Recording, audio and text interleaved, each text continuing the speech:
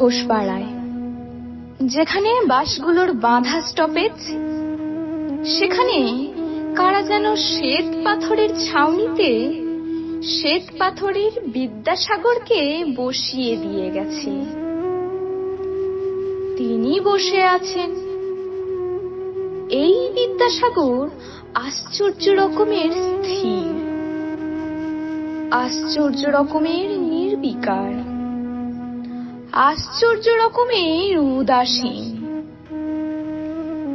এই বিদ্যাসাগরের গা ঘেঁষে দাঁড়িয়ে, ডিগ্রির কাগজ পকেটে নিয়ে কিংকর্তব্য বিমূঢ় যুবক শহরের কোন দিকে যাবে ভাবে। তিনি সহানুভূতির হাত বাড়িয়ে দেন না।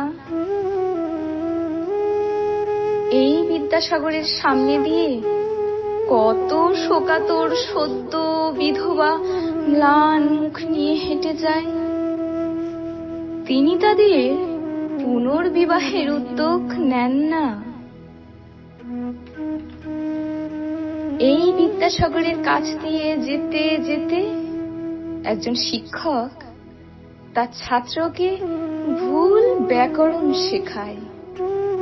তিনি বিচলিত হন না।